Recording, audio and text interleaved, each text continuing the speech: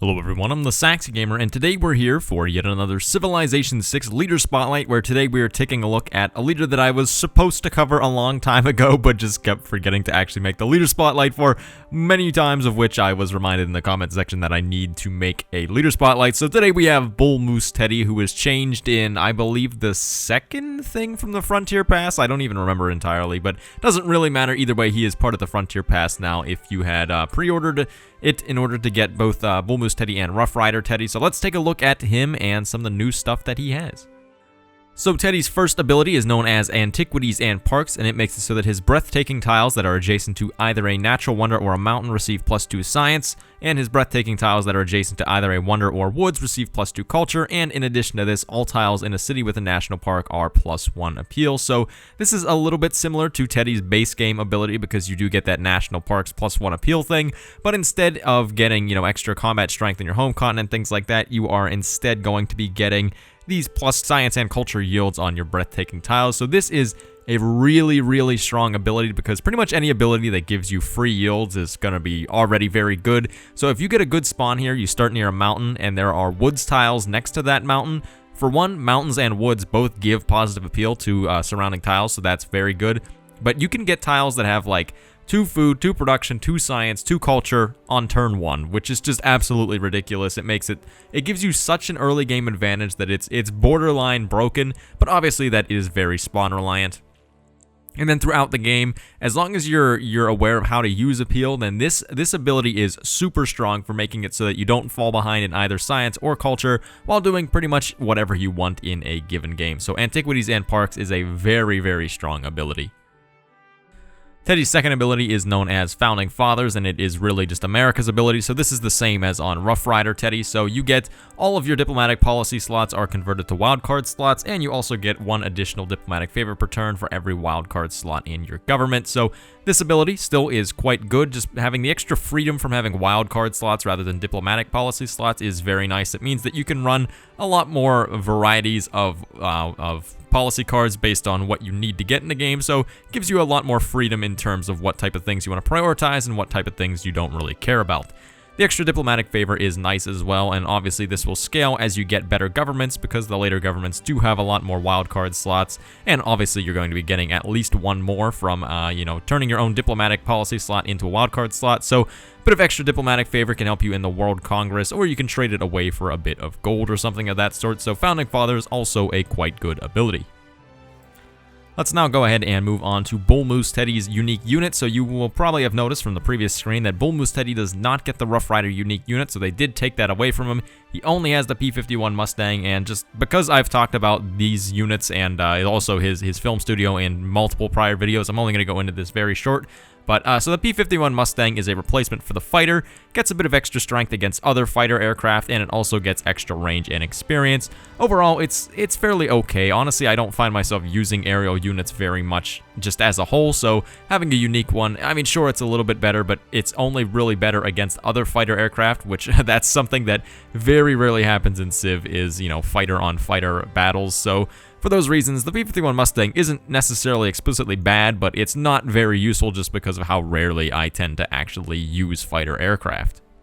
Moving on to the film studio, though, this is his unique building that is part of the theater square, replaces the broadcast center, and it makes it so that he will get double tourism output towards other civs that are in the modern era and beyond. So this is a really, really strong unique building because doubling tourism output is pretty much doubling the yield that gets you a win condition. So, much like how giving you extra production towards space parts is very, very heavily correlated with winning science victory, doubling tourism output is very, very correlated with winning you a culture victory. So Film Studio is an incredibly strong, unique building, and you should definitely be building this in all of your cities that you possibly can if you're going for a culture victory, because this is just a very, very strong building.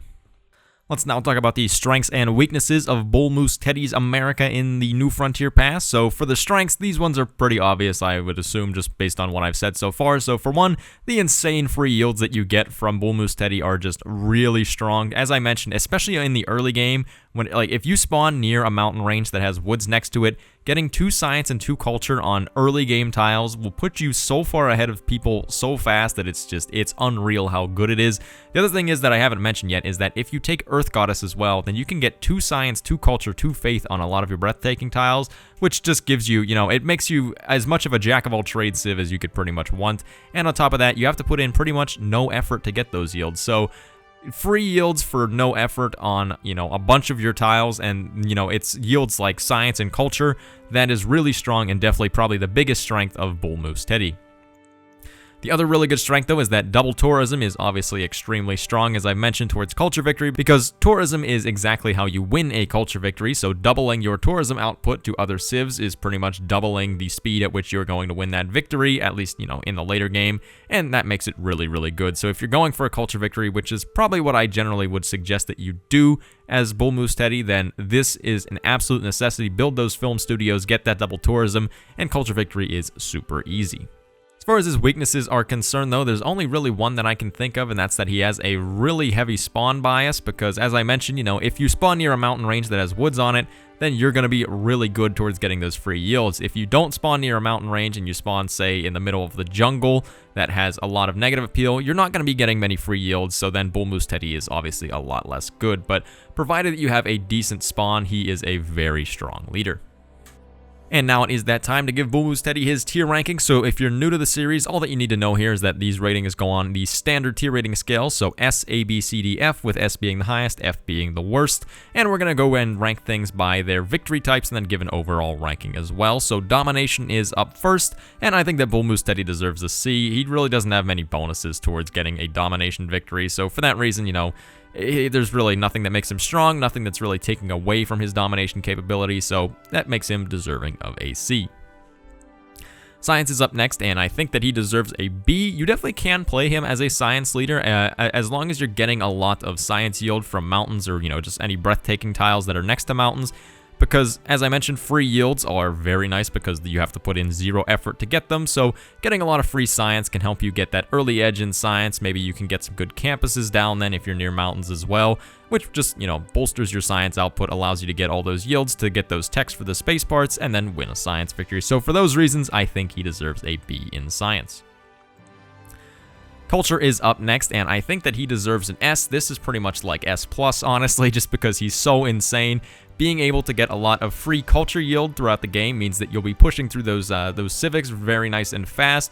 In addition, later on in the game, in addition to the fact that you can get, national parks with extra appeal, which means extra tourism, you also have the film studio, which is going to double your tourism output in those cities that you have built to any other civ that's in the modern era. So doubling something that's so critical to a win condition like that instantly pretty much makes you a very, very strong civ, and he is probably one of the best cultural civs in the game. And in addition to this, the fact that naturalists were recently buffed to have, much lower price makes Bull Moose Teddy even better. So for all of those reasons, I think he is well deserving of the S ranking in culture.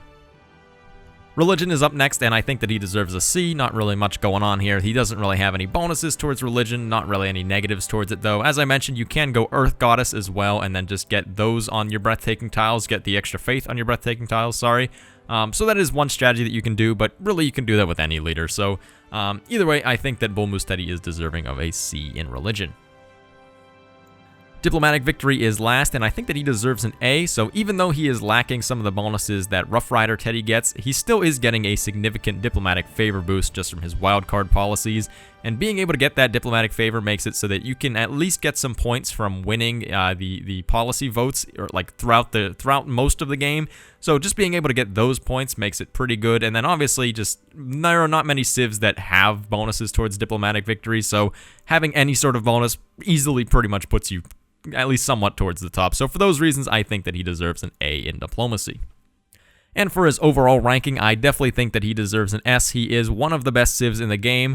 Most of this just stems from the fact that you're getting such insane free yields from having a good spawn. So if you're able to get that science and culture, it's immediately really good. If you can get faith from Earth Goddess as well, it's even better, which then can make it very easy to have enough faith to buy naturalists, which gets you national parks. which just raises your appeal even more because of the other part of his ability, which then just gets you more yields, which then just makes it easier to get national parks. And then you can put down the film studio, get extra tourism as well. So you can probably easily see how very fast this compounds into giving you a lot of extra bonuses. So free yields on top of all the other stuff that's already good about him makes him a very strong leader and definitely deserving of the S tier ranking.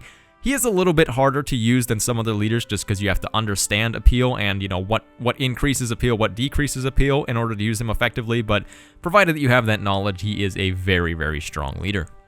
So thank you everyone for watching. I have been the Saxy Gamer. If you enjoyed the video, feel free to like. If not, feel free to dislike. If you're looking for some more Civilization 6 content, feel free to subscribe. Thank you for watching, and goodbye.